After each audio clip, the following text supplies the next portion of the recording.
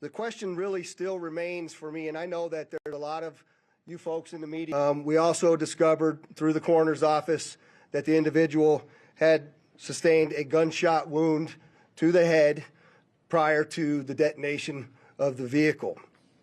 One of the handguns was found at his feet inside of the vehicle. Obviously, in how we're trying to identify him, and I'm feeling comfortable to give you this information, is a tremendous amount of substantial evidence to include he rented the Turo vehicle. There are 2 tattoos, one of which was on the stomach and one of which is on the arm, that we can see bits and pieces of it as in comparison to what it is that we now know he had on his body. That has given us a lot of confidence that this is, in fact, the same person.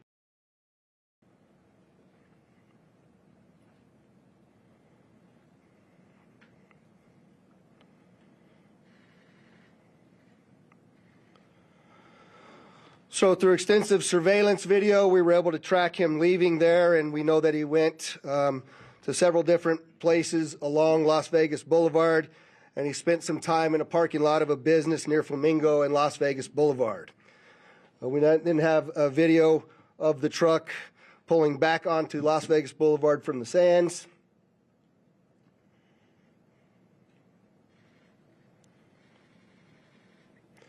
You see that there? That's north on the boulevard from Sands at 8:39, where he then immediately heads to the Trump Hotel, pulls into the valet area, and as of course you all know, the explosion occurs within 17 seconds of his arrival at the valet. There's some additional investigative updates that it's not lost on us that it's in front of, of the Trump building, that it's a Tesla vehicle. But we don't have information at this point that definitively tells us or suggests it was because of this particular ideology or any of the reasoning behind it. That's the purpose of the investigation that we're conducting, is to get to the bottom of exactly what happened, why and how.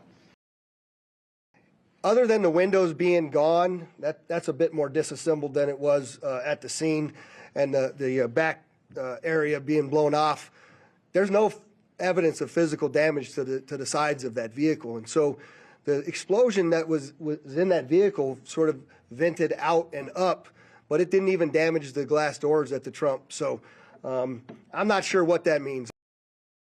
The level of sophistication is not what we would expect from an individual with this type of military experience.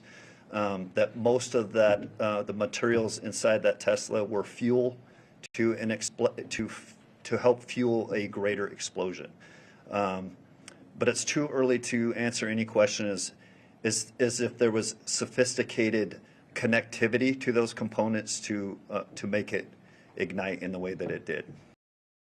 But I would like to highlight a couple of things that the teams found inside of the Cybertruck that are useful to the investigation. And that, first and foremost, is a military identification. We also found a passport. We found a Desert Eagle .50 caliber semi-automatic pistol.